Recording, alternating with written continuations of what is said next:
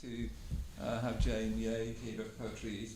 I've been reading her two collections with Carcanet, and I've been really finding her very fascinating, Jane's work.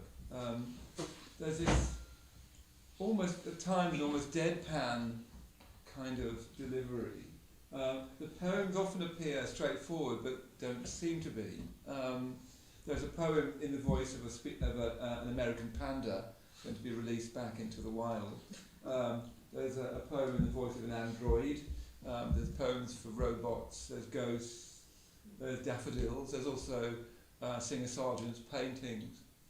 She mixes sort of high and low style. And there's something that I thought, at least, and we'll see what Jane thinks, she might disagree, but there's something right off stage in the poem, something not spoken about that seems painful to me, and that gives the poems a depth and humanity. So I'm very much looking forward to talking to Jane Yeh about her work.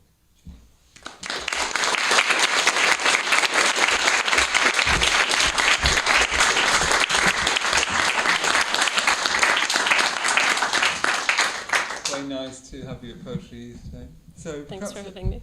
Let's start with saying about your choice of poems. I don't know either poet or the poems, so I'd be interested in hearing. Okay, so the first poem is by Lucy Brock-Broido, who's an American poet. She was my teacher at university, so obviously I have a special fondness for her, but I think even if I hadn't been taught by her, her poems really had a huge impact on me as a writer. It's hard with a poem like that you just are hearing out of the blue, because it's very complicated and hard to follow. It's not some obvious poem that's like, oh, I went for a walk and then I had some thoughts or whatever.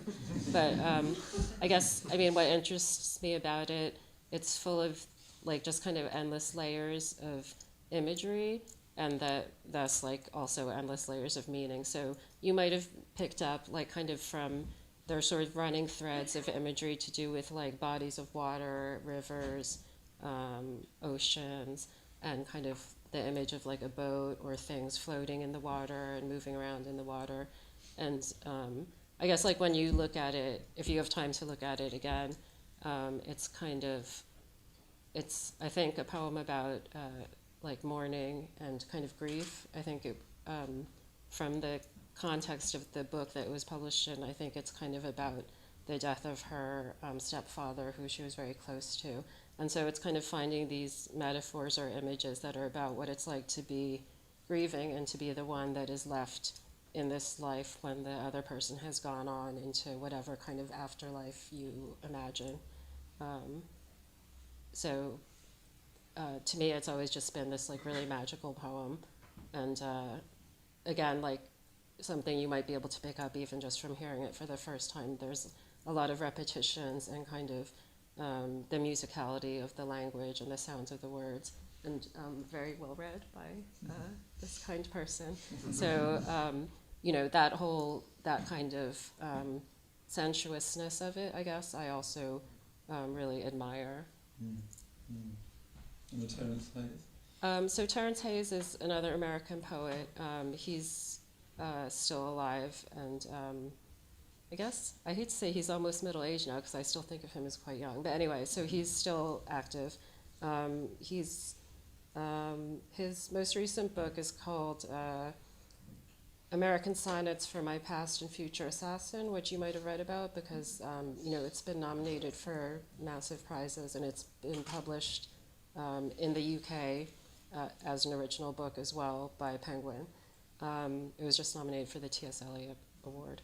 So, but this is actually an older poem of his from a collection of his I really love that's just called Lighthead.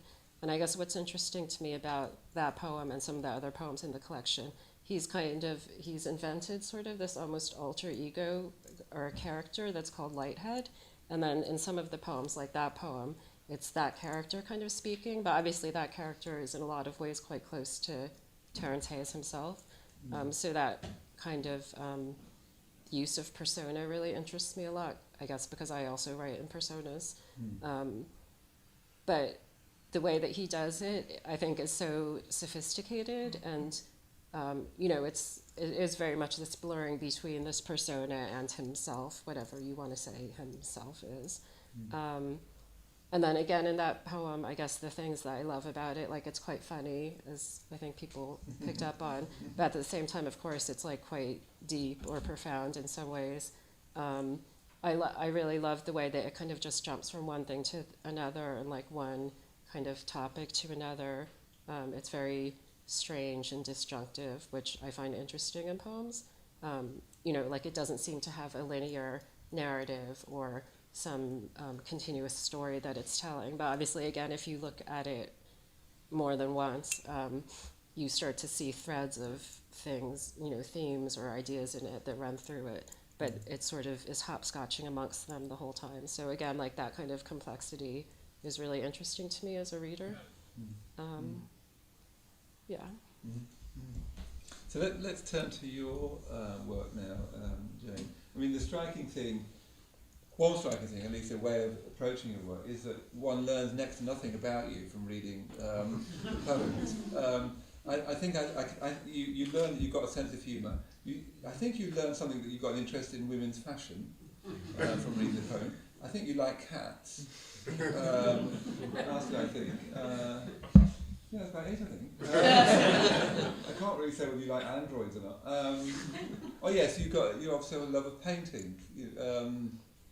But it's very striking that what one wouldn't find out a thing about your life. So I thought we'd start with a bit about you and about your life. Okay. So perhaps let's start with just talk about your parents, the world you came into, and we'll take it from there. Okay. So I'm American, you can probably guess from my voice. I grew up in New Jersey, in the suburbs of New York. My parents are from Taiwan originally, and they moved to America and then lived there they're still living there now. So that's where I grew up. I guess people often ask like how one gets into writing poetry or things like that. So I think like a lot of people, I started writing when I was a teenager. I had lots of emotions, and like I would write poems about like the crush I had on someone at school, or like my feelings of teenage rage or whatever. And I guess I don't know, it's weird because I don't think I took it that seriously, but then when I went to university and I had the chance to take like creative writing, poetry writing classes, I immediately did, or I wanted to. So I guess that's where I started writing in a more serious way, even though, of course, when I look back on it now, like the poems I was writing then are pretty bad as well. But yeah, so I guess I grew up in America. I went to uni there and post-grad, and then I lived in New York for a little while. I worked as a copy editor or proofreader, and I moved to London eventually, and now I teach creative writing and publish books and stuff. So before we get on to that, I'd just be interested to hear a bit more about your childhood. And it always sounds a bit like something on the couch, or one of us is. But just a bit about that. What was, what was that like? What was your childhood like? What was that world like?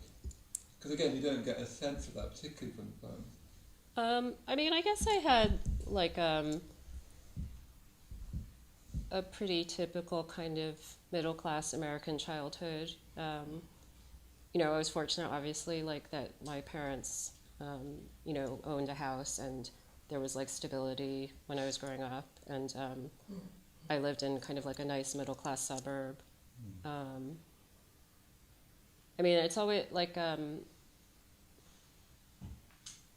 it's not that uncommon an experience, but obviously if you haven't had it, you wouldn't know what it's like. But obviously, like my parents were immigrants, whereas most of my friends' parents were just American. So that was kind of, I guess, in a way, I was sort of always different, but in a way, not really, because I was born in America and grew up there and everything. But like you just have this different kind of family life or experience in common with a lot of other people whose parents are immigrants, actually. So yeah. And can you say a bit more about what was the difference? what was the difference? Because one of the things that strikes me about the poems is a real sense of a strangeness in the poems, and I wondered whether is there something in that about your experience? Do you think, or is that? I don't know, because I always feel like that seems like the obvious thing that people think, or that I might think, but I mean, I guess I always felt sort of not when I was really little, but like kind of by that junior high age when you become conscious of things, I guess I sort of felt out of place, but it wasn't actually because of having like immigrants for parents or anything. It was more like in my town, because it was this middle class town, and most people seemed to have a lot more money and their parents spent it. So like, it was it was kind of like a John Hughes movie. Like there's all these rich kids with like nice cars and stuff that their parents buy for them, and like clothes, not designers like in the sense of like Dior and Prada, but like designers like, like in this country, I guess if you're a teenager and you want like Jack Will's clothes or like I don't know, like a polo T-shirt or whatever, like it was very brand conscious in my high school, and so obviously like I wasn't able to be part of that, so I quickly rejected that, and then I felt like, I don't know, like I didn't want to be part of like whatever this mainstream was in my school, so. And you went to Harvard, didn't you? What was Harvard like? I liked it there a lot, to be honest. Like, I think people have an impression that it's really, elitist, and again, that everyone there is like a rich kid with a car, like a fancy car and stuff. But actually, partly because it's so large in numbers, like there's 1,600 students in each class, like each intake or whatever you call it. So it's really a lot of people. So. There are a lot of kids that are like really rich and come from or have like famous parents or things like that. But then there's a whole lot that are just normal, like me and my friends were. So, I found friends in common. I was really excited to take these creative writing classes, and I had some really good teachers there. So that was really good.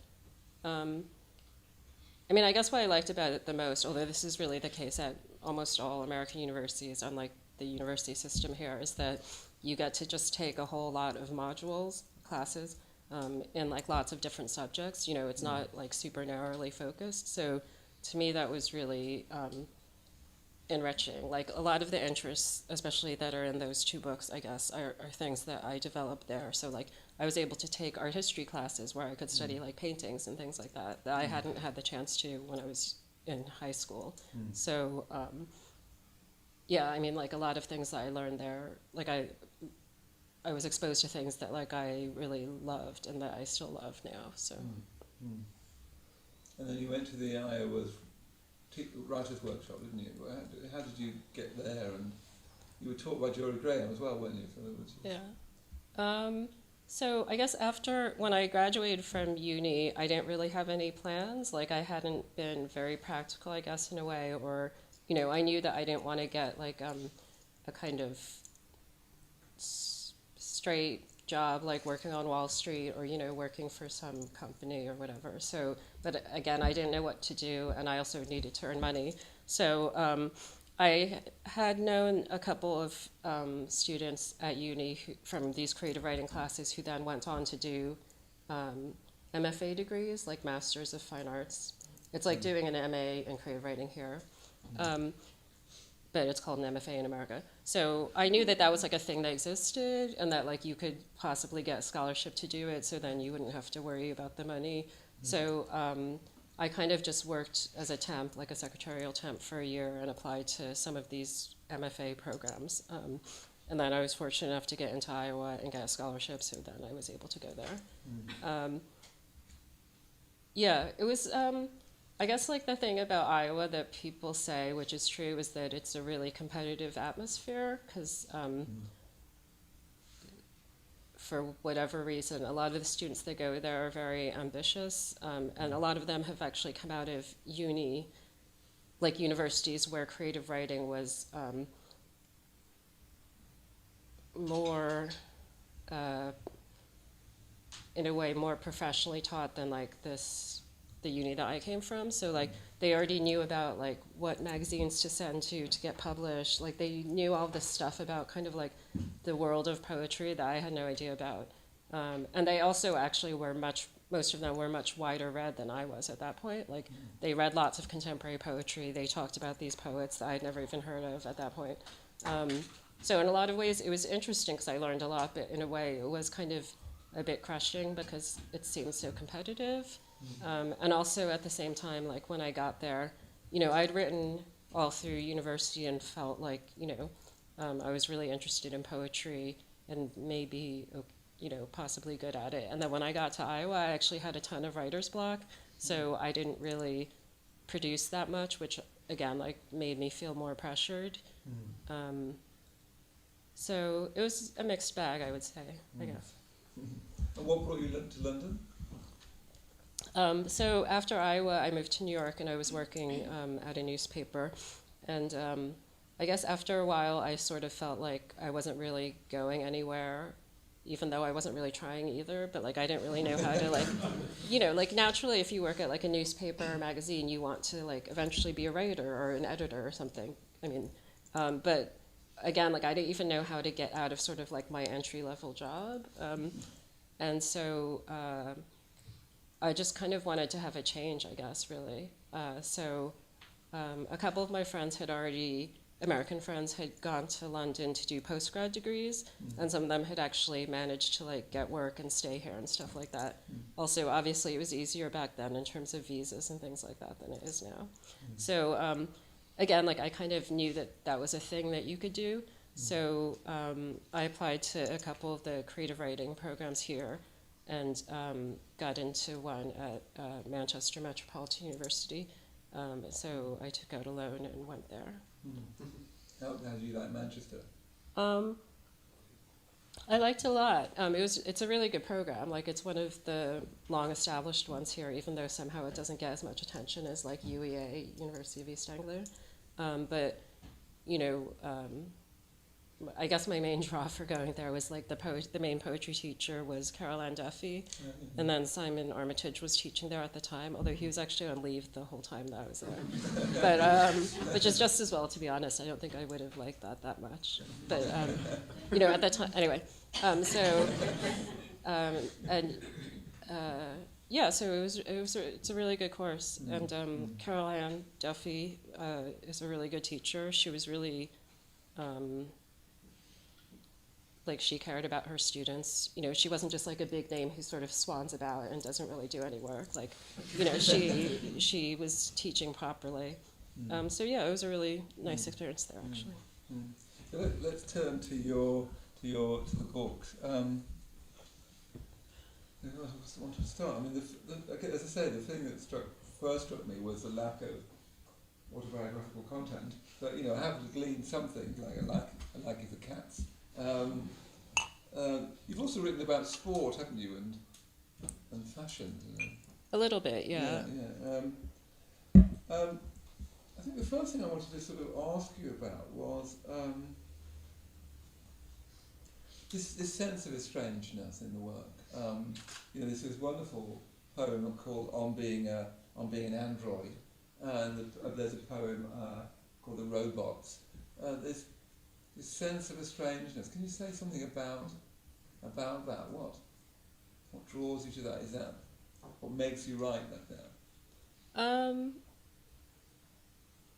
mean, the thing about the robots and the androids specifically, like I first wrote this poem that's called "On Being an Android," and it was inspired by Star Trek: The Next Generation, because obviously. I hope you would know there's this very famous android called Data. And so I had seen kind of all of Star Trek: The Next Generation when it was originally on.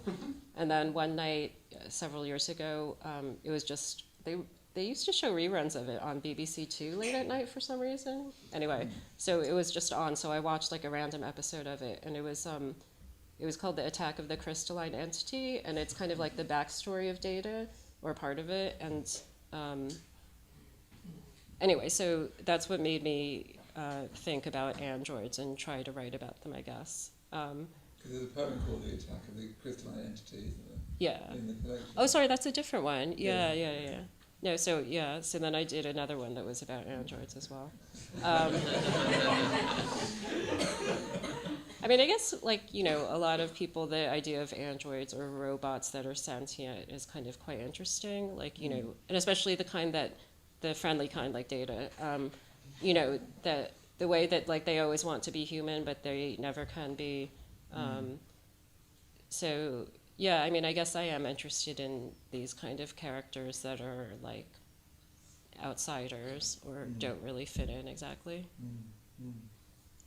I mean, the other thing that strikes me about your strangeness in the poems is you mix high and low style quite a bit. So there's a poem, as I said, about the owl in Harry Potter.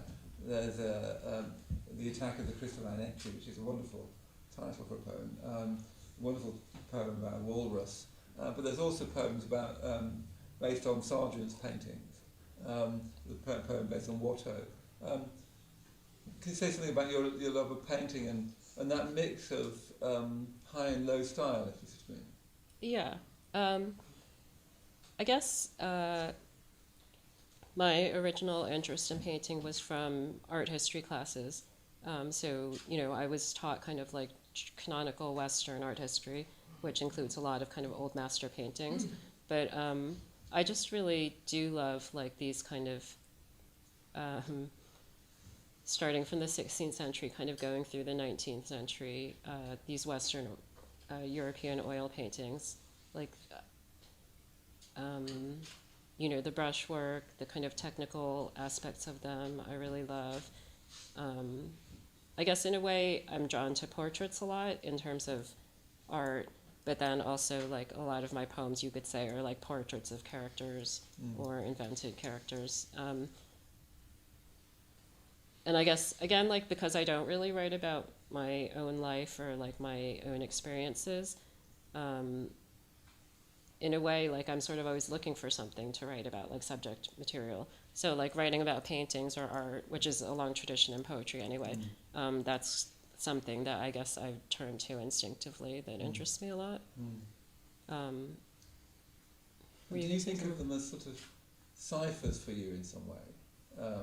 Are you trying to write autobiography in another mode, or is that?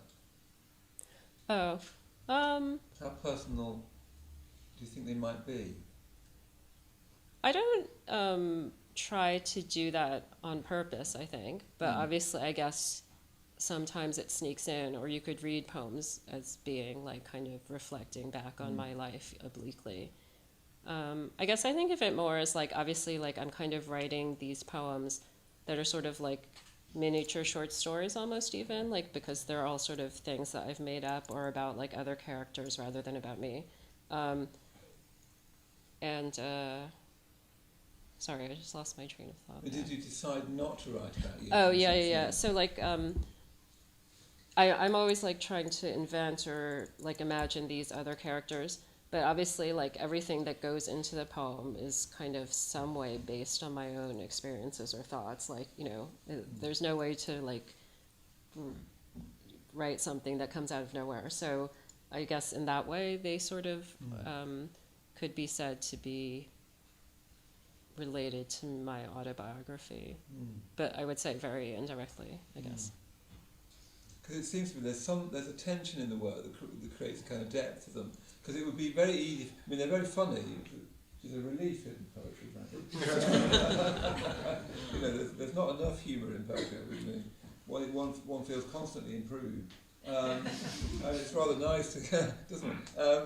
And it's rather really lovely to come upon a poem like On Being an Android, which is both funny but also very sad. It's as if there's some sort of, I don't know whether I've got this right, but as if something else is being alluded to. There's a persistent sense of loneliness, for instance. The ghosts in that poem are lonely. The android, she's lonely. Or he. Pardon? Or he. Or he, I yes, feel like it's not specified. Clear, yes, not specified. Anyway, what can you say anything about that tension between? Because in somebody else's writing, it could be quirky and funny and even clever, but not very touching. Okay.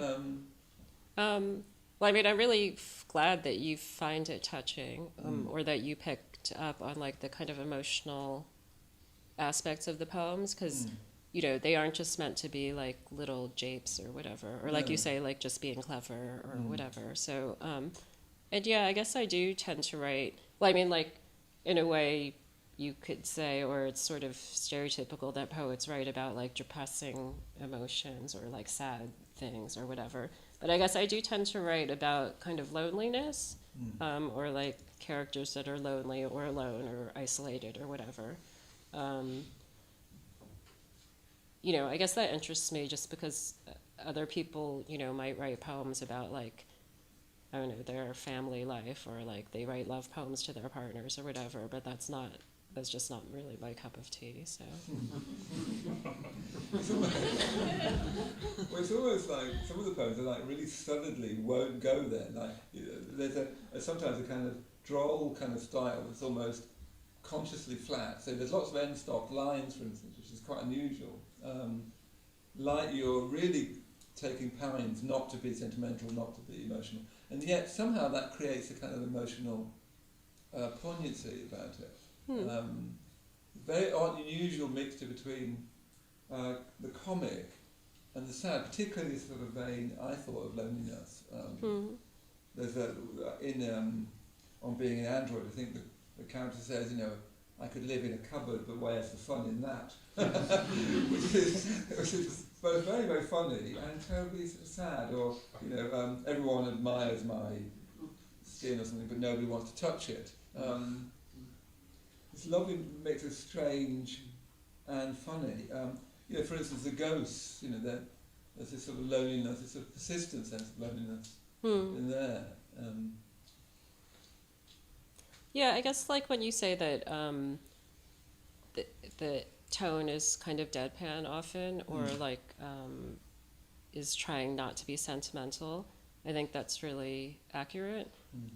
Again, I guess like I find some poetry too sentimental, or I guess partly I guess it's also a little bit of the way that creative writing tends to be taught, because you are often taught like that too much sentiment is actually not good, or that you need to rein in sentiment in a poem and things like that. So it's sort of conflicting, because on the one hand, like people sometimes say like, oh, a poem is just like this outpouring of your emotions or whatever, or it is, and then you sort of shape it and refine it. But then there's sort of the opposite in a lot of creative writing teaching, which is that I know this as a teacher myself, that you get a poem that someone has written and it is just too sentimental, or like too almost like too straightforward in a way, really, or like it is just kind of like a gushing of emotions or whatever. So I guess I've always kind of avoided that, maybe even to a kind of slightly strange extent. But it's interesting that the instinct to avoid it sort of also evokes it, which to me, because of that sort of terribly flat line at times. At times, some of the poems, particularly in Ninjas, become almost lists, don't they? In campaign. The Ninjas are particularly very funny. Can you say something about funny? Well, again, I'm really glad and flattered that you thought it was funny, because I do mean for stuff to be funny most of the time. And like you say, obviously a lot of poetry is kind of serious, so I do like, I guess in a way, being different from that, maybe. And also, I guess it's really just that I have quite a short attention span and I get bored easily, so like whether I'm reading someone else's poems or like trying to write a poem myself, so I'm kind of always trying to entertain myself as I'm writing, if that makes sense. Or like I kind of hope that it will entertain someone else when they're reading it. So that's, I guess you could say that's part of why like I try to put funny things in my poems. And that instinct to write funny, to write droll, as it were, that sort of flatness, and to indicate something off stage, something. There's a strange sense reading the poems that there's something very private about poems. Something, you're not just a slant to the world. There's something right off stage which gives the poems a kind of tension and a feeling. Would you agree? Yeah, I think that's a pretty good description. do you mean, because one of the things I was thinking when I was going to meet you, thinking, where do these poems come from? Where the attack of the crystalline entity, for instance, to use that, or where does that come from? Does it come from a private place that finds a language, or a language that refers back to a private place, if that's right? I think it's more like a little bit like what I was saying before of how I'm sort of always looking for something external to myself to be writing about or to be inspired to write about. So like, like this was inspired by Star Trek Next Generation, and then another poem was inspired by this Sargent painting, or, different things that I am sort of consuming or being exposed to that I take in and then I kind of put in a poem. I guess kind of going back a little bit to the idea of like the deadpan tone, or like you were saying, the kind of flatness, or the way that things are sometimes lists. I guess that's something that interests me, both as a writer and as a reader. So like, again, that Terence Hayes poem, in a way it's kind of like this list of statements. And the tone of it is really interesting to me because it sort of, like at some points it sounds like someone who's making a speech or like a trial lawyer. At other times it sounds like someone sort of just thinking aloud to themselves. So like those are kind of effects that I'm interested in trying to do myself as well in my poems. And again, I think like you said, the kind of tension between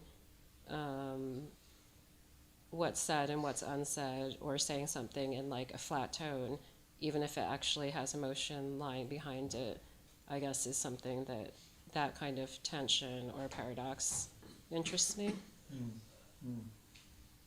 It almost generates a poem. In a way. You're you're launching a new collection, aren't you, in March? What's your sense of that, moving on from the ninjas, for instance? Yeah, so I guess the new collection, I think, is probably more various, like in the types of poems and even just the way they look on the page than my last two collections. I think it's kind of, in a way, more contemporary. So like when I'm writing about paintings or art, I'm actually writing about more contemporary ones rather than these like old master paintings. There's kind of some poems that are about sort of, in a way, like city life, or that are like obviously set in London, so that kind of interests me, as opposed to sort of like, I feel like in a lot of British poetry especially, there's a lot of kind of this pastoral vein, or like nature writing and stuff, which some of which is very good, but is not really my interest. And to me, like, I've kind of almost always lived in cities except for when I was growing up. And so, like, I kind of want to see more of, like, the city in poems, I think, especially London, which I love as a city, so. And why do you write? Do you know? Is it something that you're sort of almost compelled to do, or? I don't know, because I do know, like, a lot of writers, and they mean it, they're not just saying it for effect or whatever, who do really feel compelled to write, and they say that, like, even if I couldn't get published, or even if whatever, like, I would still just be writing or wanting to write all the time. And I guess, to me, it's always been less of a drive like that. Like, obviously I was drawn to it originally because I was doing it for kind of no specific reason. Like, I never thought I would have a book published or be a creative writing teacher or anything. But I guess, yeah, I don't know. I mean, I sometimes wonder that, like, if I hadn't ended up having a kind of, like, career as a poet, if I might have been some other kind of writer, like a novelist maybe, because I love novels, or even, like, an artist or something like that. I don't know. It's hard to say because it always sounds weird to be a poet and then say that you don't, like, need to write poetry with all of your soul and stuff like that, but it's just kind of true, to be honest. I also went through long periods of not writing at all, partly because I was discouraged, partly, just because I had, like, a full-time job and was busy and stuff like that. So one of my other friends who's a poet had a similar experience. So, I kind of think there's this sort of slight myth of being a writer that, like, you're driven to write, you write all the time, you just want to write, unless you have writer's block. But otherwise, but I think for some people, including me and my friend, you can go through fallow periods, or you can even give up on it, but like you might end up returning to it again. So there's kind of always hope, I think. And just finally, what to this, why would you suggest that people read poetry? What is the value of poetry? I mean, it is, notwithstanding this audience, is it that we are losing the audience for poetry? I mean, people used to read poetry by, the stacks full, but now it's becoming a very niche thing, isn't it? Will it survive? And what's the value of reading poetry?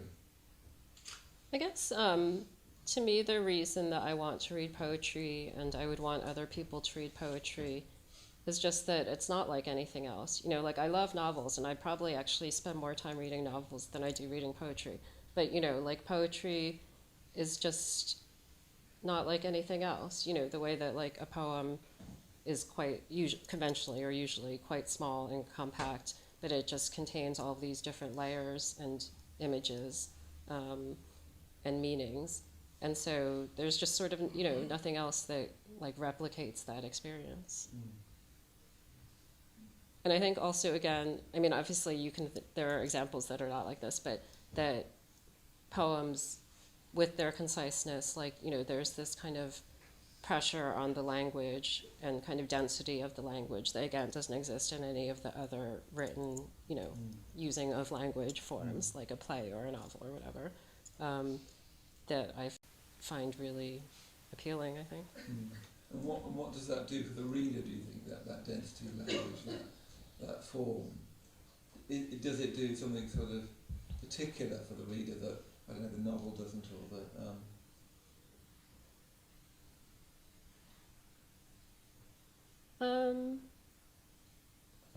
I guess I just think that it's like this enriching experience as a reader of a poem, to be sort of immersed in that, or plunged in that, or focused on that for, again, like, compared to other written forms, poems are just more intense and kind of short-lived almost. And again, like, I just think that's a really interesting experience to have that you don't get in any other way.